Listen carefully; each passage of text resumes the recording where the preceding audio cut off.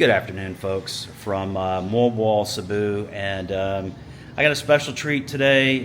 My friend Scotty Boy from Regular Guy channel is here in Mobile, and he's allowed me to interview him. So before he leaves on his next big adventure, we're just going to do a short interview, and he was gracious enough to let me talk to him for hours last night. So I'm not going to make this very long, but here we go. Thanks for last night. I know I talked your ear off for a lot. I had a lot of questions as a YouTuber, hoping to get, someday similar to you. You've done very well with your channel.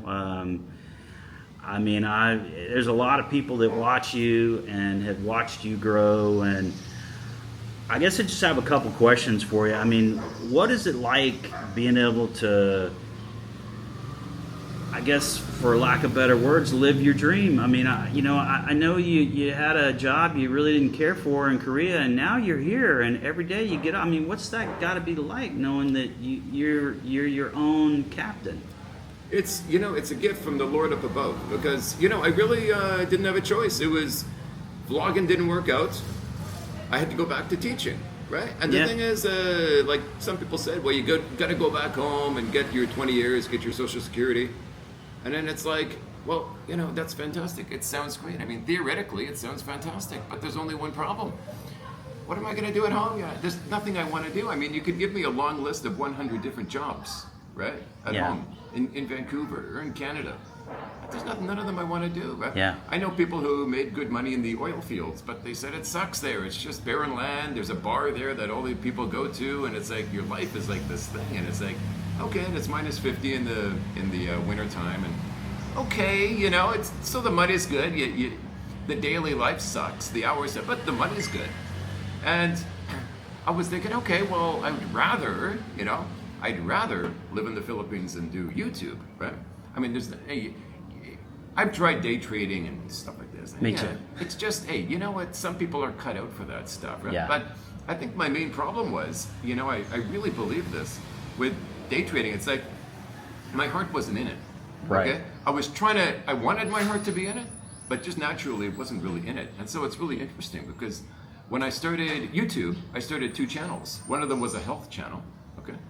And the other one was just me telling my past stories of my sort of ins and outs, my 20 years in the Philippines.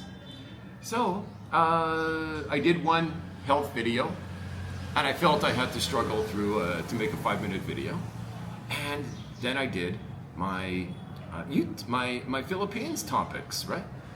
And so what I found was, I'm at work, I'm walking to work, I'm coming home from work, I'm waking up in the morning, I'm going to sleep at night. I keep thinking about my past memories from the Philippines, because what I discovered was that I got a bunch of stories in my head, a lot of memories, but I never really thought about it. But the more I thought about it, the more of the memories came back. And it sort of became this obsession that made me happy. Nice. And so I thought, wow, if I really could do, because I got monetized. I started doing it and I got monetized, and just the ball rolled.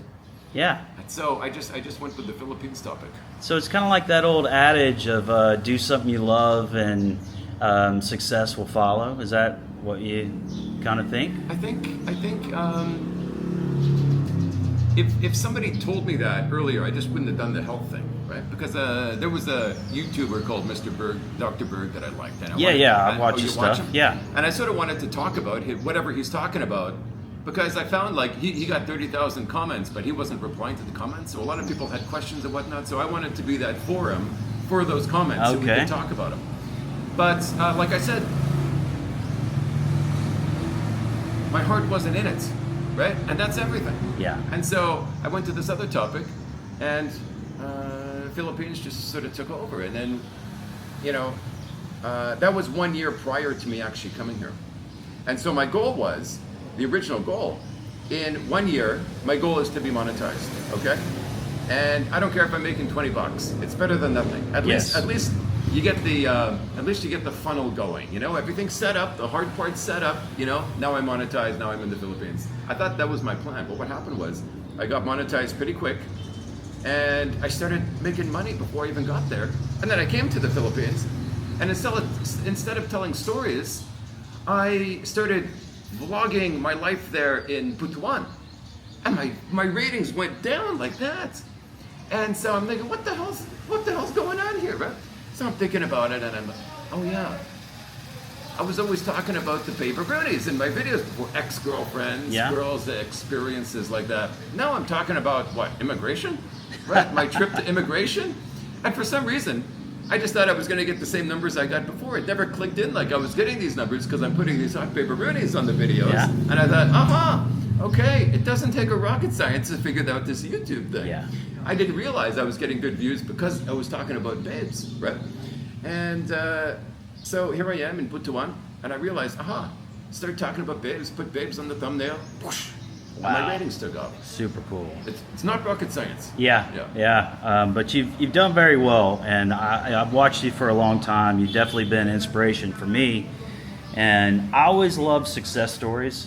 I'm a big proponent of, I'd much rather see people succeed than fail. That's just the way I feel. So if someone has something they're trying to do in their life, I love to see somebody be able to achieve those things that they're trying to do. And with that being said, what do you think the most difficult thing is about YouTube? I know yesterday we talked about the bashers and a lot of stuff we talked about off camera, but what would you say the hardest part of being a YouTuber is? It really depends. It really must depend on someone's personality, because I see these other travel vloggers traveling around the world, and it seems like they never get tired. Okay, and then here's Scotty Boy. I'm just going around only the Philippines, and after a month, I feel tired and I need to take a break. Yeah. And so really, when it comes to the hardest part, it's sort of creating like a cookie cutter that you just make it easier as you go along. Slowly you start to organize, because at the beginning you think you're organized, right? But you got wires coming out of your pocket, you got a backpack, you don't know what's inside, and you feel really disorganized. Yeah. And slowly you get organized, and then things become less and less easy. But in my past, what the hardest thing was, like I'm already a very disorganized person, okay? But what I discovered with YouTube is you gotta be organized. Because really, if you're travel vlogging, like if you want to travel vlog, some people can do it. They're just a good vlogger, okay? And then there's guys like me where I don't really know how to do it, so I put the babes on, okay? So what I recommend, if you're really good at vlogging and you put the babes on, you're gonna get a lot of views. It's just a tip if you want to do this. But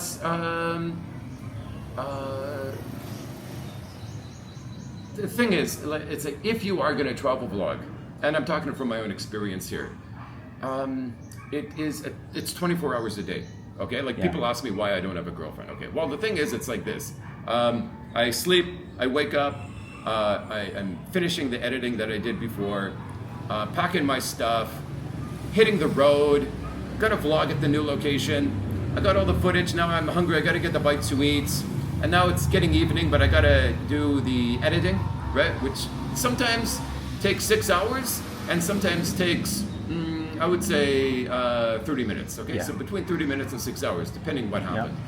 And then after that, you feel exhausted, you want to go to sleep, and then you wake up and the cycle starts over again, right? Because if you're going to change your location all the time, like me, I don't want to hurt some girls' feelings, right? So yeah, I've met girls, I just got their Facebook, and I went to the next town. And it's like, oh, well, this is pretty useless to have this girl's Facebook because I don't plan on coming back here, right? So I just slowly learned, okay, just stay away from girls, because you never know, you're going to meet the love of your life, and then my whole plan gets kiboshed. So you basically have to be very disciplined, obviously. I mean, yeah, the thing is, you got to be disciplined, but you don't realize it until you're in the circumstance, because the thing is, you're a guy, I'm a guy. There are a lot of pretty girls here, right? You could fall in love very easy, right? Now, if you fall in love, there's two options. You either leave the girl, or the girl comes with you, right? Or you cancel your plans, and you come back to where she is and make your home there. Yeah. Okay, that's great. So, I'm lucky because I got this, I love to make stories. The stick man and all this stuff, right? Of course. So, who doesn't know the stick man? That's Scotty Boy's just wonderful videos from the beginning are so great. So, the stickmen are great because you quickly do them, but you're portraying the picture, and it's hilarious. Yeah, it adds a humor that I haven't seen before on YouTube, and I think a lot of people haven't seen. And so, when you watch those videos, and if you haven't seen those, go back to his early videos. They're freaking hilarious. This guy has got a gift for storytelling, and he's got a gift for like this humor that I think a lot of YouTubers don't necessarily have. And I got to apologize because, I really regret when I came to the Philippines. I was waiting at the SM Mall, and I told them the story. I'm waiting at the SM Mall at the top of an escalator, and this girl comes up the escalator, like I'm in the Butuan 3 days. Are you a regular guy? And I got freaked out. I said, no, it's not me, right? And she goes, oh, you look like regular guy. I said, no, it must be someone who looks like me, right? Anyway, I said, I'm not regular guy. And I thought, oh shit, she saw all these videos where I was talking about all my ex-girlfriends and maybe I made them look bad, and so now she's gonna be mad at me. That was my instant reaction. And so I had a live stream later on, and she was on the live stream, and no, she says she likes my videos. And I was like, whoa. But by that time, I literally came home and deleted them. All these past videos that I had, but I really regret it. But what I was gonna say originally was, if I happen to meet a girl and she's in a town, I do got this backup plan where I can tell stories, and that's what I plan to do. But right now, at the moment, I hate planning too far ahead because I always change my mind anyway. But at the moment, I'm traveling around 30 days, 30 cities on the Regular Guy channel. Wow, 30 days, 30 cities. That is, I've done a little traveling on this trip, and goes back to what you're saying. It's very tiresome. You get into these places, you don't have the best accommodations. You're worrying about checking out, then you can't check into another room until later. You're on the road. It's very exhausting. So I'm getting a little taste of what you've been doing for quite a while. But I have a lot of respect for what you do and what you're able to accomplish. And I'm not going to drag this interview out too far because I know you've got things to do and you got to get on the road. What's your most memorable, wonderful, maybe happy experience that you've had while traveling and being a YouTuber? Well, the thing is, you got these bad, there's bad things about traveling the Philippines, and there's wonderful things about traveling the Philippines. And the thing is, when it comes to the bad, it's like the rough roads, you got this big truck in front of you, it's really hard to travel around. And then the good things. Super scary also. Super scary, and then you got those hotels too, if you're on like a low budget. But then, on the bright side, you got you got scenery that takes your breath away sometimes. Like you're just riding down the road, and it just comes out of nowhere. Like you turn around a corner and suddenly there's the ocean there, and it's blue, and there's trees over there, and you're like, wow, this is freaking amazing.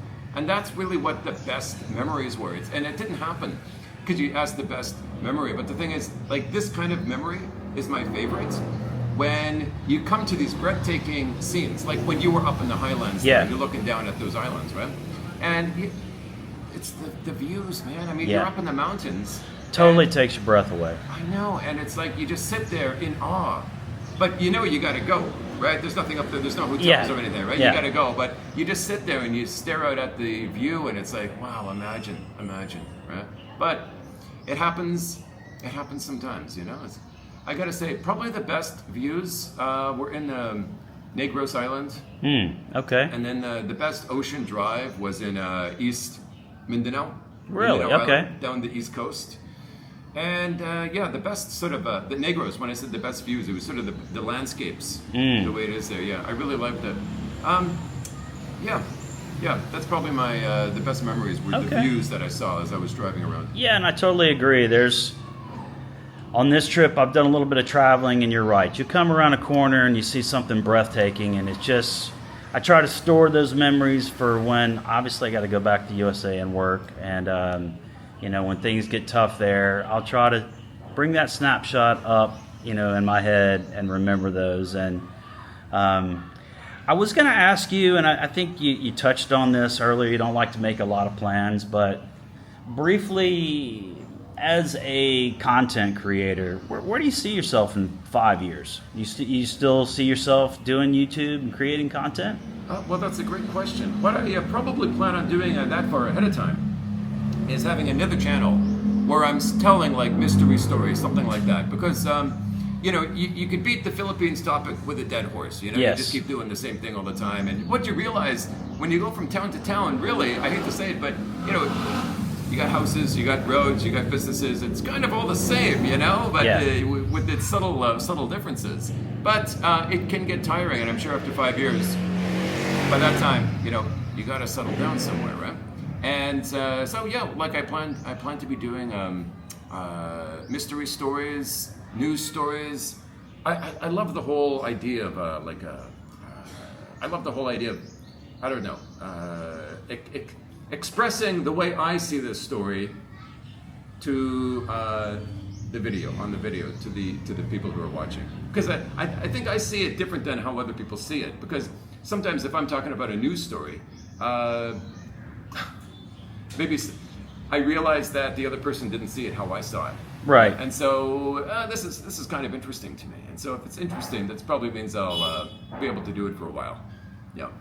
Well, I definitely think you have a gift for it, and I'm not the only one. You have a lot of loyal followers and subscribers, and I could say personally, I really appreciate the content you create because it lifts me up a lot of times. Whether I laugh or see things in a different way, I'm glad that you're there. There's a few go-to channels that I like to watch that kind of get me out of my or put me in a great mood, and your channel is one of those channels. So thanks for that, and I just really appreciate you stopping by, talking to me. We had a great time last night. I knew you were super tired.